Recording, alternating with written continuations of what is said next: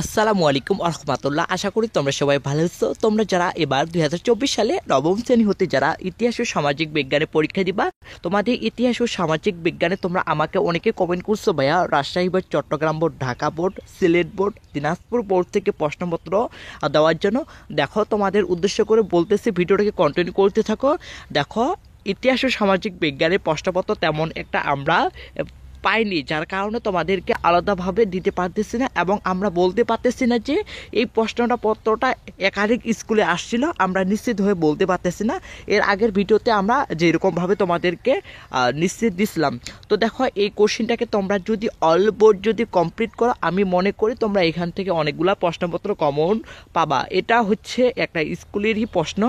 যা হোক, দেখো, এটা হচ্ছে তোমাদের সবার উদ্দেশ্য করে বলতেছি, এটা হচ্ছে প্রতিটা বোর্ডেরই হচ্ছে মনে করো এটা হচ্ছে একটা প্রশ্নপত্র। তোমরা অবশ্যই ভিডিওটাকে কন্টিনিউ করতে থাকো।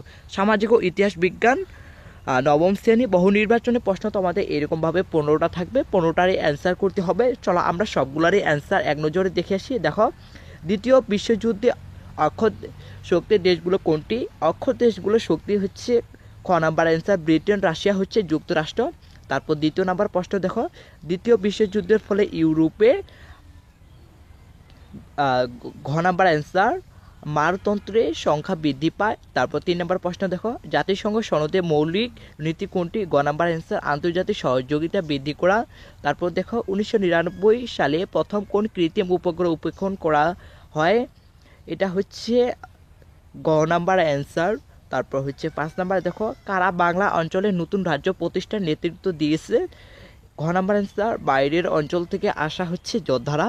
তারপর নিচে প্রশ্নটি প্রেক্ষাপটটি পড়ো, 6 এবং 7 নাম্বার প্রশ্নের উত্তর দাও। দেখো, এখানে একটা প্রেক্ষাপট দেওয়া রয়েছে, A number, B number, C number. তো দেখো, তোমরা এগুলো হচ্ছে একটু দেখে নিও, আমি তোমাদেরকে ডিরেক্টলি অ্যান্সারগুলো দেখাই দিচ্ছি। প্রেক্ষাপটে এই বিদ্রোহটি কার নামে পরিচিত?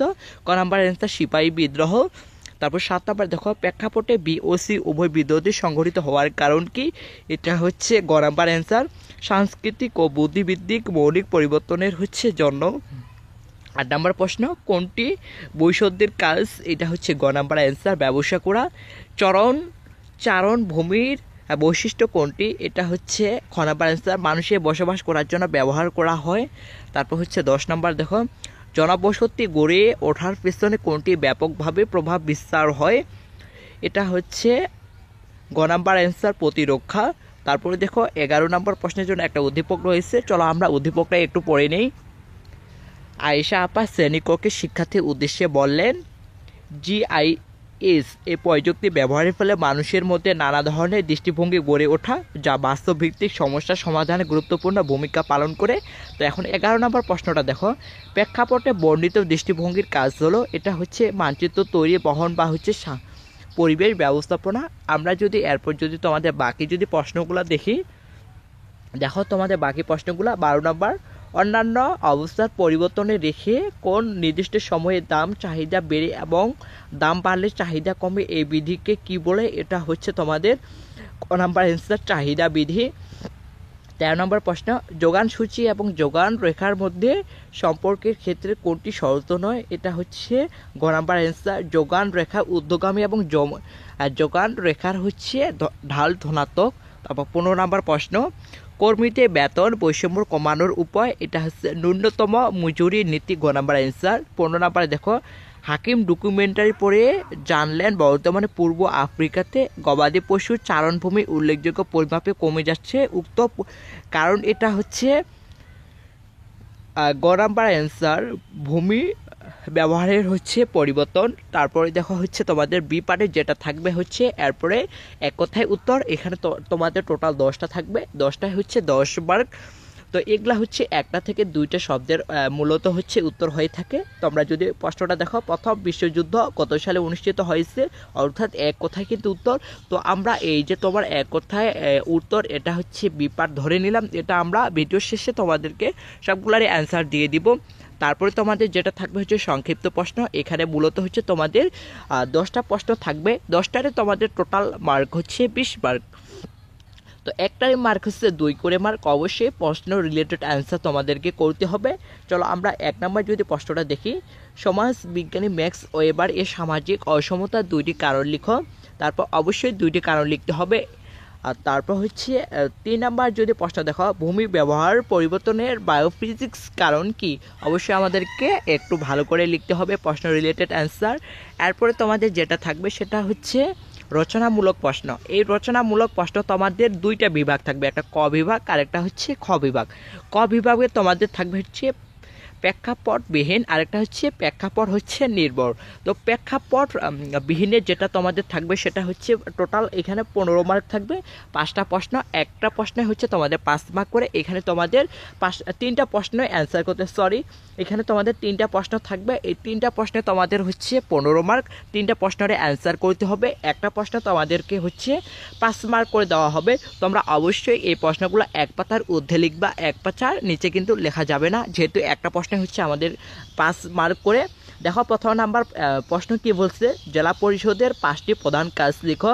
তারপর 2 নাম্বার দেখো, তিতুমিরের বাঁশের কেল্লা সাধারণত মানুষের ইংরেজ শাসন গোষ্ঠীর বিরুদ্ধে কিভাবে সাহস জুগিয়েছিল বর্ণনা দাও। অবশ্যই আমরা হচ্ছে এক পাতার ঊর্ধ্বে লিখব। এরপরে খ বিভাগে তোমাদের যেটা থাকবে হচ্ছে প্রেক্ষাপট নির্ভর রচনামূলক প্রশ্ন। তো এখানে তোমাদের হচ্ছে টোটাল থাকবে 40 মার্ক। তোমাদের দেখো কোশ্চিনে কারো বা হচ্ছে 5টা থাকবে, কারো বা 8টা থাকবে প্রশ্ন। তো আমি তোমাদেরকে বলতেছি এটা সঠিক অ্যান্সার হচ্ছে 5টা দিতে হবে। যদি 8টা থাকে তাহলে 8টার মধ্যে থেকে 5টা, যদি 5টা থাকে 5টার মধ্যে থেকে 5টা, অর্থাৎ যে কোনো 5টির অ্যান্সার করতে হবে। এগুলো মূলত হচ্ছে কিভাবে প্রশ্ন হয় তোমরা যদি একটু লক্ষ্য করো, এগুলো একটা উদ্দীপক থাকবে, এই উদ্দীপকের আলোকে ক এবং খ থাকবে, গ ঘ থাকবে না।